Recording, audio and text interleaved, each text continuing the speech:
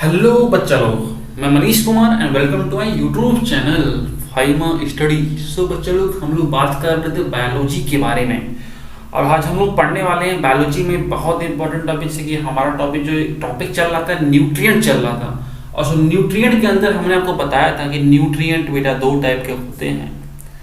कितने टाइप के होते हैं बेटा? दो टाइप के हमारे न्यूट्रिएंट होते हैं।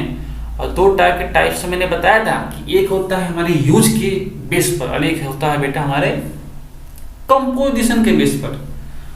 तो सबसे पहले हमने कार्बोहाइड्रेट के बारे में बात कर लिया था और आज हम लोग बात करेंगे उसी का नेक्स्ट टॉपिक फैट के बारे में हम लोग पढ़ेंगे आज। ठीक है, क्लियर? आज हम लोग फैट के बारे में पढ़ने वाले हैं। तो फैट एक्चुअल होता क्या है तो आपको पता होगा यार, फैट क्या होता है, क्योंकि आज कल आप लोग इसे का भैया कम इसी का मैक्सिमम यूज करते हैं। जैसे बर्गर हो गया, पिज्जा हो गया, मोमोज हो गए, चाउमीन्स हो गए, तो भाई इन्हीं में तो इनकी मात्रा होती है, उसमें तुम्हें एक प्रकार का फैट मिलता है, हम लोग बोलते हैं ट्रांस फैट बोलते हैं। और इसी ट्रांस फैट हमारे के लिए हमारे बॉडी के लिए बहुत ही हानिकारक हार्मफुल होता है। ये ट्रांस फैट आता कहाँ से? जो आप लोग खाते हो, बर्गर, पिज्जा, मोमोज, चाउमीन, पता नहीं क्या क्या खाते हो, जितनी भी फैट फूड होती है, फास्ट फूड हैं, उन्हीं में ट्रांस फैट पाया जाता है। ठीक है, चलिए हम तो आगे बढ़ते हैं, हम लोग अपनी कहानी को आगे करते हैं। तो सबसे पहले हम लोग बात करते हैं फैट के केमिकल कंपोजिशन के बारे में। फैट में बेटा तीन प्रकार के एलिमेंट मिलते हैं, कार्बन मिलता है, हाइड्रोजन मिलता है, ऑक्सीजन मिलता है। इन्हीं की कंपोजिशन से एक फार्मूला प्रिपेयर होता है जो कि फैट का क्या होता है, केमिकल फार्मूला क्या होता है बेटा, C57H110O6 होता है। ठीक है, इसको हम लोग क्या बोलते हैं, मैक्रोमोलिक्यूल होते हैं, ये हैवी अणुभार का होता है, काफी हैवी अणुभार का, इसी कारण इसको मैक्रोमोलिक्यूल्स बोलते हैं। ये दो चीजें आपके केमिकल से संबंधित हो गई। थर्ड चीज आपका आता है सोर्स। तो फैट का सबसे इंपॉर्टेंट सोर्स होता है घी। घी में सबसे ज्यादा फैट मिलता है। घी के बाद सेकंड पे हमारा दूध आता है, फिर बटर आता है, फिर पनीर आता है, फिर मटन आता है, फिर चिकन।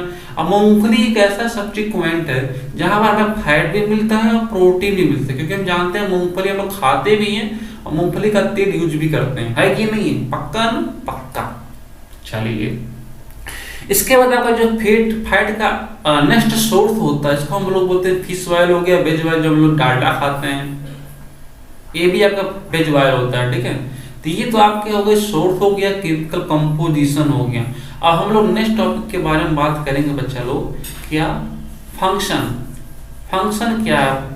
तो फंक्शन हम जानते हैं, बात कर रहे थे फंक्शन में पर्टिकुलर ये होता है एनर्जी प्रोवाइडर होता है, एक प्रकार का क्या होता है बच्चा लोग, ये प्रकार का एक एनर्जी प्रोवाइडर होता है जो कि एनर्जी हमारे बॉडी में काफी टाइम तक एग्जिस्टेंस होती है। जैसे कि हम लोग एक एनर्जी प्रोवाइडर और पढ़ा था कार्बोहाइड्रेट, पर उससे हम लोग जानते थे इंस्टेंट एनर्जी प्रोवाइडर बोलते हैं, जहां पर हमें 2 या 5.3 किलो कैलोरी मिलती है।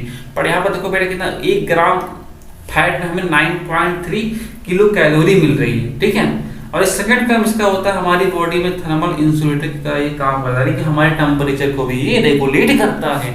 अगर बात करें ऊर्जा, जो हमारी बॉडी में एनर्जी होती है, उस एनर्जी को कंट्रोल करने वाला ग्लैंड होता है उसको बोलते हैं हाइपोथैलेमस ग्लैंड बोलते हैं, जो कि हमारे ब्रेन में पाई जाती है। और इस हाइपोथैलेमस ग्लैंड को कंट्रोल को होता है इंसुलेटर का काम करता है। ठीक है, सेकंड बात हम लोग ये करेंगे कि भैया फैट जो हमारा है, जो फॉर्मेशन ऑफ फैट कैसे होता है। तो भैया फैट बनने के लिए हमारे पास कम से कम 3 मोल फैटी एसिड, 1 सेकेंड वेट, भैया आ गया, हाँ आ गया। चलिए भैया हम लोग थोड़ा बात कर लें चलिए, तो हम बात कर रहे थे फॉर्मेशन ऑफ फैट की। तो फैट में होता है, फैट का जो भी फॉर्मेशन होता है ये फैटी एसिड और ग्लिसरॉल के मिक्स होने पर होता है। मतलब कहने का है बच्चा, इसमें इंपॉर्टेंट बात ये है कि आपको पता होना चाहिए कि जो फैट होता है ये फैटी एसिड से बनता है, और फैटी एसिड में हम लोग ग्लिसरॉल का यूज करते हैं तो फैट बन जाता है। इनका जो रेशियो क्या होता है, तो इनका जो रेशियो होता है 3:1 का रेशियो होता है। और ये फैट जो बनता है 2 प्रकार का होता है, एक होता है सैचुरेटेड होता है और एक होता है अनसैचुरेटेड। सैचुरेटेड का मतलब क्या, इसमें सिंगल बॉन्ड पाया जाता है, और अनसैचुरेटेड का मतलब होता है इसमें डबल बॉन्ड मिलता हो एंड ट्रिपल बॉन्ड मिलता हो। इसको हम क्या बोलते हैं, अनसैचुरेटेड हाइड्रोकार्बन के नाम से भी जानते हैं। सैचुरेटेड वाले क्या होते हैं, बहुत स्ट्रांगली ये रेगुलेट कोगुलेट होकर बने होते हैं, जिससे हमारी बॉडी में ब्रेक नहीं होते हैं। इसी कारण ये हमारे बॉडी में हार्मफुल होते हैं, ह्यूमन और एनिमल फैट के रूप में ही जाने जाते हैं। इसमें एक ऐसा कंपोनेंट, ऐसा ऑयल, जैसे कोकोनट ऑयल हो गया, या प्लांट फैट होता है, पर ये एक प्रकार का एक्सेप्शन, इसका हम लोग यूज करते हैं, ठीक है। बट अगर बात करें अनसैचुरेटेड फैट की, तो ये हमारे बॉडी के लिए हार्मफुल नहीं होता है। सबका फिश ऑयल हो गया, सीओडी हो गया, तो इस प्रकार के हम लोग प्लांट्स का यूज करते हैं, ठीक है। तो इनका इस प्रकार हम लोग फॉर्मेशन करते हैं, saturated fat and unsaturated fat, ठीक है। अब बात कर लेते हैं कि जो हम लोग ट्रांस फैट हमारे बॉडी में कंज्यूम होता है, ये कहाँ से आता है। तो ट्रांस फैट का जो कंजप्शन हमारी बॉडी में होता है बच्चा लोग, ये होता है वेजिटेबल ऑयल को जब हम लोग हाइड्रोजनेशन प्रोसेस हमारे बॉडी के अंदर होता है, तब हमें ट्रांस फैट मिलता है। देखिए, जब वेजिटेबल ऑयल हाइड्रोजन प्रोसेस कैसा होता है, तो H2 की हेल्प में हम लोग निकल की हेल्प से हमारी बॉडी में, या हम इसका क्या करते हैं, वेजिटेबल घी बनाते हैं, जो हम डालडा के नाम से जानता है। उसी डालडा के अंदर ट्रांस फैट हमें मिलता है, जो कि हमारे बॉडी के लिए बहुत ही हार्मफुल होता है। ओके बच्चा लोग, इतनी बातें क्लियर। हम लोग बात करेंगे, हमने भी बात किया फैट के बारे में पिछले वीडियो में। अब हम लोग बात करेंगे प्रोटीन्स के बारे में। प्रोटीन्स की किसने खोज की? सबसे पहले तो हमें जानना चाहिए प्रोटीन की खोज किसने की थी बेटा, जे बर्जीलियस ने की थी। किसने की थी बेटा? जे बर्जीलियस ने की थी। जे बर्जीलियस एक बहुत ही होनहार और महान इंसान, या कहा सकते हो कि बहुत ही अच्छे जन थे, जिन्होंने प्रोटीन के बारे में बताया। क्योंकि हम लोग पहले खाते पीते थे, मौज में रहते थे, बट उन्होंने बताया कि नहीं यार, हमारी बॉडी को एक एलिमेंट मिलता है, ऐसे प्रोटीन के नाम से जानते हैं, ये हमारे बॉडी में ग्रोथिंग फैक्टर का काम करता है। क्या करता है बेटा? ग्रोथिंग फैक्टर का काम करता है। अब बात करते हैं इस प्रोटीन के अंदर क्या क्या केमिकल कंपाउंड्स होते हैं। तो बेटा कार्बन होता है, हाइड्रोजन होता है, ऑक्सीजन होता है, नाइट्रोजन होता है। इनके कॉम्बिनेशन से हमें बनता है अमीनो एसिड बनता है। अमीनो एसिड की बात करें बेटा, तो अमीनो एसिड का फार्मूला होता है C≡COOH CH3HNH2। इसी को बोलते हैं अमीनो एसिड का एक मॉलिक्यूल्स बोलते हैं। जब ये अमीनो एसिड्स कई सारे मॉलिक्यूल्स आपस में बंच हो जाते हैं, आपस में ग्रुपाइज हो जाते हैं, आपस में सिंथेसिस हो जाता है, तब जाकर प्रोटीन का निर्माण होता है। अब अगला क्वेश्चन ये आता है बच्चा लोग कि कितने मोल्स अमीनो एसिड का हम मिला करके एक मोल प्रोटीन बना सकते हैं। तो इसका आंसर है बेटा 50 मोल। कितने मोल बेटा? 50 मोल। हम अमीनो एसिड को जब मिलाते हैं, जब उनको सेंसिटाइज करते हैं, तब हमको 1 मोल ऑफ प्रोटीन मिलता है बेटा। क्लियर? कैसे प्रोटीन बना? तो प्रोटीन बनता है अमीनो एसिड से। कितने मोल लेकर बनाते हैं बेटा? 50 मोल अमीनो एसिड को जब लेंगे तो हमारा 1 मोल प्रोटीन बनेगा। क्लियर बेटा? क्लियर। चलो अब आगे बढ़ते हैं। हमारे नेचर में भी ये 20 टाइप के प्रोटीन पाए जाते हैं। कितने टाइप के प्रोटीन पाए जाते हैं बच्चा? 20 टाइप के हमारे नेचर में प्रोटीन पाए जाते हैं। अब जिसमें 10 टाइप के प्रोटीन जो होते हैं हमारी बॉडी के लिए इसेंशियल होते हैं, और 10 टाइप ऐसे जो हमारे बॉडी में इसेंशियल नहीं होते तो नहीं बनते भैया। जब इसेंशियल नहीं है तो क्यों बने? है कि नहीं है? तो ये चीज़, ये इन्फॉर्मेशन आपको ऐसे लगी, इसके बारे में आप जरूर बताएं कमेंट करके हमें। अगर वीडियो अच्छा लग रहा हो, कॉम्पिटिटिव टेबल लग रहा हो, तो इसके लिए आप लोग लाइक, शेयर और सब्सक्राइब जरूर करें। चलिए हम लोग बात करते हैं सोर्स के बारे में, ठीक है, कि क्या क्या सोर्स हमारे प्रोटीन के लिए होता है। चलिए बात करते हैं सोर्स के बारे में। बात करें तो सब जानते हैं जग प्रसिद्ध सोयाबीन। सोयाबीन हर घरों में बनता है, सब लोग खाते होंगे, सब लोग जानते होंगे। सबसे बड़ा जो प्रोटीन का सोर्स होता है ये सोयाबीन होता है। सोयाबीन में बेटा 72% प्रोटीन पाया जाता है। उसके बाद हमारी दालें होती हैं, इसको हम लोग क्या बोलते हैं? तो बीजपात्री बोलते हैं, या लेगमिन्स कैटेगरी का इसको पौधा बोलते हैं। फिर आपका अंडे होते हैं, फिर फिश होता है, फिर पनीर होता है, एप्पल हो गया, बटर हो गया, चिकन हो गया, ग्रेनेट हो गए, ठीक है। तो ये सब क्या है? प्रोटीन के अच्छे खासे सोर्स होते हैं, ठीक है।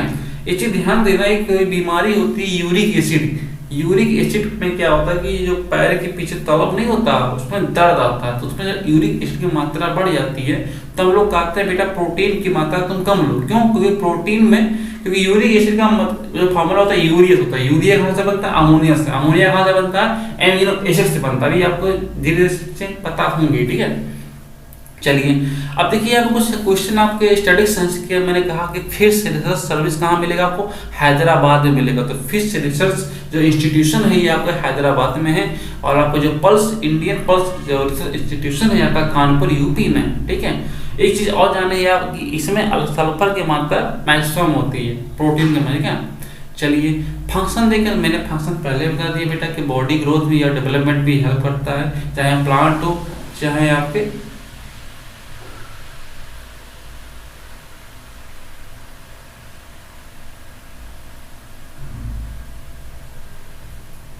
हाँ बेटा, हम बता रहे थे क्या कि जब ये हमारे जो फंक्शन होता है ये बॉडी ग्रोथ और डेवलपमेंट में काफी हेल्प करता है, हार्मोन्स एंजाइम एंटीबॉडीज के निर्माण में भी हेल्प करता है, ठीक है। तो ये दो फंक्शंस के नाम आपको याद होने चाहिए, ये बहुत इंपॉर्टेंट है, ठीक है बेटा।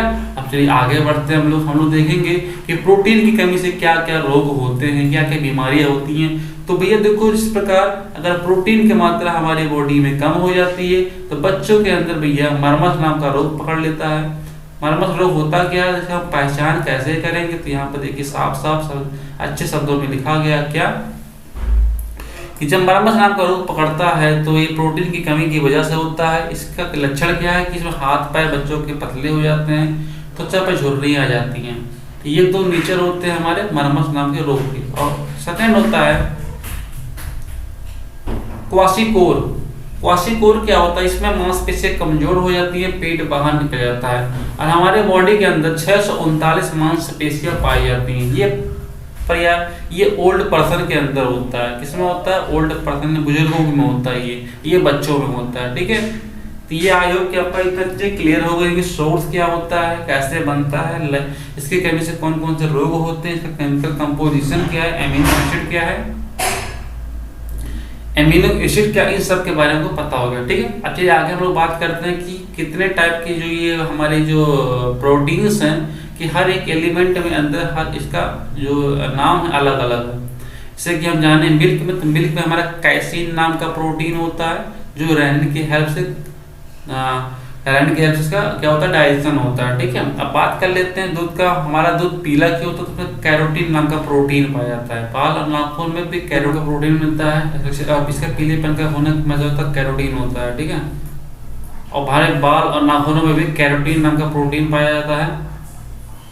मांसपेशियों में मायोसिन नाम का प्रोटीन मिलता है। क्रोमोसोम्स में हमारे हिस्टोन नाम का प्रोटीन मिलता है। बोन में हमारा ओसिन नाम का प्रोटीन मिलता है, और इनमें ग्लोबुलिन नाम का प्रोटीन मिलता है। तो ये हमारे कुछ एलिमेंट, कुछ पार्टों के अंदर प्रोटीन के कंजप्शन और उनके यूज के बारे में हमें जानकारी मिल गई, ठीक। अब हम लोग आगे बढ़ते हैं। लास्ट टॉपिक क्या है बेटा? सबसे लास्ट टॉपिक मेरा ये आता है कि प्रोटीन का फॉर्मेशन होता क्या है, ठीक है। समझते चलिए।